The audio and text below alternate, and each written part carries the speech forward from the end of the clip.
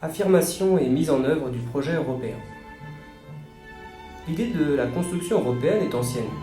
Au XIXe siècle déjà, Victor Hugo défendait la création des États-Unis d'Europe.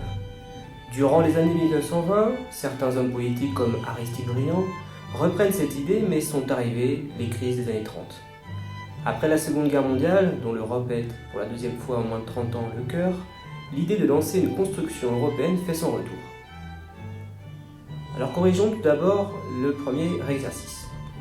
Question numéro 1, de quand date ce texte? Quel est alors le contexte historique en Europe?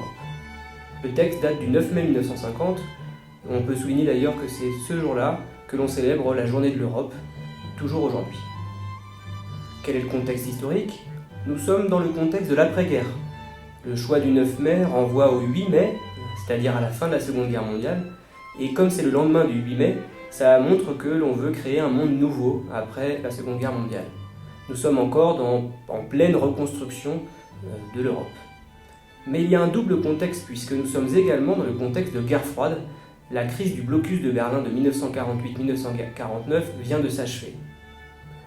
L'époque est celle dans laquelle l'Europe ne domine plus le monde, un monde qui est devenu bipolaire, avec des puissances extra-européennes qui dominent le monde. Pour terminer, on constate que seuls des pays d'Europe de l'Ouest, à l'ouest du rideau de fer, sont présents sur l'affiche, dont la toute jeune RFA. Question 2.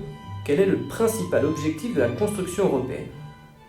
Alors bien sûr, c'est la paix, le principal objectif. Schuman déclare « La paix mondiale ne saurait être sauvegardée sans des efforts créateurs à la mesure des dangers qui la menacent. » Quelle décision précise propose-t-il pour y parvenir? C'est la constitution d'une certaine interdépendance entre les États européens. Il dit ainsi: le gouvernement français propose de placer l'ensemble de la production franco-allemande du charbon et d'acier. La solidarité de production qui sera ainsi nouée manifestera que toute guerre entre la France et l'Allemagne devient non seulement impensable, mais matériellement impossible. En effet, pour faire la guerre, il faut de l'acier, notamment pour la construction, la fabrication des avions et des chars notamment. Donc si on met en commun la production d'acier, se faire la guerre devient bien plus difficile. On voit sur l'affiche que la solidarité entre pays est rendue visible par les frontières qui ne sont pas dessinées et les drapeaux qui se superposent. Donc par quel domaine commence la construction européenne? Par l'économie, l'idée de créer une interdépendance économique. Et on le voit sur l'affiche avec la couleur marron qui renvoie à la couleur du charbon. Quels sont les pays concernés? Où se situent-ils? Il s'agit de la France, de la RFA, de l'Italie et des 3 pays du Benelux, Belgique, Pays-Bas, Luxembourg. On voit d'ailleurs leurs drapeaux sur l'affiche et ils sont bien sûr tous situés en Europe de l'Ouest. Qui était mieux placé que Robert Schuman pour proposer une telle politique qui a pour objectif la réconciliation franco-allemande? Robert Schuman en fait était lorrain et donc allemand de naissance puisque quand il naît en 1886, la Lorraine appartenait encore à l'Allemagne. Il a d'ailleurs été soldat allemand durant la Première Guerre mondiale. Après cette guerre, il devient citoyen français et commence sa carrière politique à droite, en France donc. Après la Seconde Guerre mondiale, il devient même plusieurs fois ministre, y compris des Affaires étrangères. L'objectif principal de Schuman, c'est de maintenir la paix dans un contexte d'après-guerre, la troisième guerre ayant opposé la France et l'Allemagne en moins de 70 ans. C'est donc aussi maintenir la paix qui pourrait être rompue dans un nouveau contexte de guerre froide, dans lequel une partie de l'Allemagne se situe dans l'autre camp, c'est la RDA. On comprend donc que la réconciliation franco-allemande soit au cœur du projet européen. L'idée de Schuman est donc de passer par l'interdépendance économique des États pour les empêcher de se faire la guerre. La mise en commun du charbon et de l'acier est organisée par la CECA, Communauté économique du charbon et de l'acier, en 1951. Son projet est devenu réalité et il est conduit par un de ses amis qui s'appelle Jean Monnet. Adhèrent à la CECA les 6 États relevés au cours de l'exercice et on peut donc dire que la CECA est la première pierre d'un édifice européen. Notons qu'il y a aussi un autre intérêt, un autre objectif avec cette création de CECA, c'est la croissance économique qui doit permettre d'accélérer la reconstruction et ainsi d'améliorer les conditions de vie des habitants pour éviter qu'ils votent pour l'extrême droite comme dans les années 1930.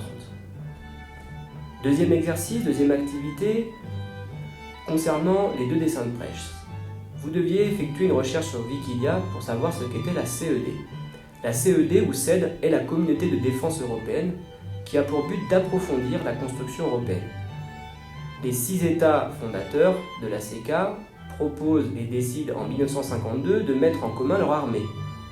Notons dès lors, dès à présent, que la CED est restée à l'état de projet du fait du rejet par l'Assemblée nationale française en 1954.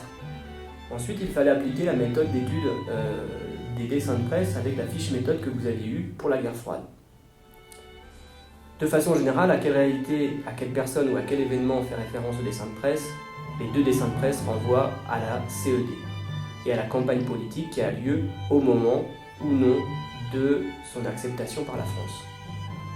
Décrit le dessin. Alors, affiche 1. Tout d'abord, dans le premier dessin de presse, c'est pas une affiche, c'est un dessin de presse, il y a 3 plans qui se superposent. En haut dans le ciel, on voit des avions noirs portant la croix gammée, au-dessous des avions plus nombreux qui forment l'acronyme CED, et en bas, des vieux, des femmes accompagnés d'enfants, voire de bébés, qui semblent fuir. Le slogan « Souvenez-vous de 1940 » est écrit sous le dessin de presse.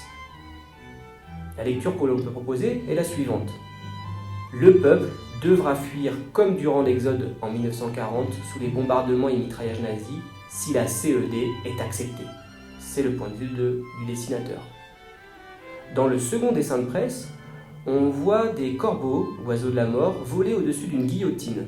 Le bourreau, à l'arrière-plan, vient de l'actionner et la tête d'un soldat est tombée dans le panier. Sur son bicorne, son chapeau, est inscrit IDC ou CED en anglais. À côté, Marianne, reconnaissable à son bonnet phrygien mais pas très belle, tricote comme le faisaient les tricoteuses qui assistaient au procès au temps de la Révolution française. Elle regarde d'un air presque indifférent la tête décapitée. Sous l'estrade où est montée la guillotine, on remarque une faucille et un marteau. La lecture que l'on peut en faire est la suivante. La mort de la CED a été l'œuvre de la République française et particulièrement des communistes qui sont finalement assez indifférents face à cet échec. Point numéro 3 de la méthode, parmi les suivants, quels sont les moyens utilisés par les caricaturistes pour livrer leur message? Pour le dessin numéro 1, nous avions la croix gammée qui est une référence historique et une allégorie de la barbarie.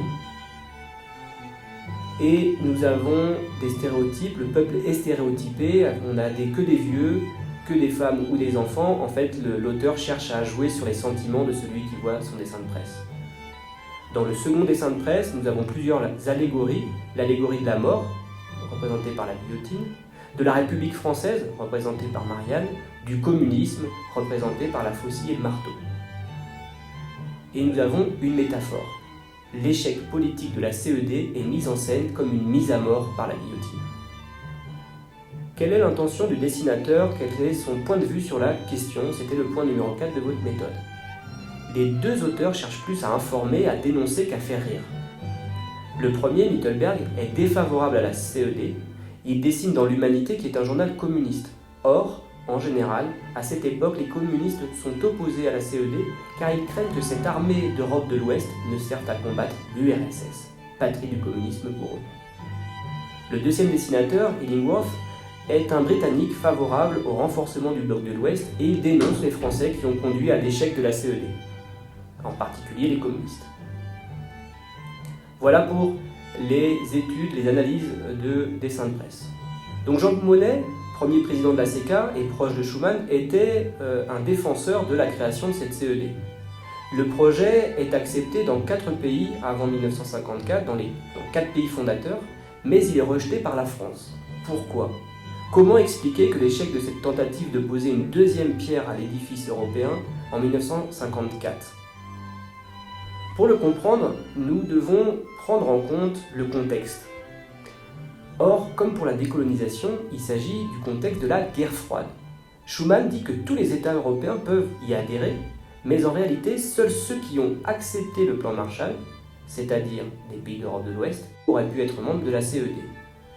Deuxième élément, l'armée européenne créée aurait été placée sous le commandement de l'OTAN et en fait, les communistes, comme on l'a dit, s'opposent à la CED car pour eux, elle constitue un danger pour l'armée rouge.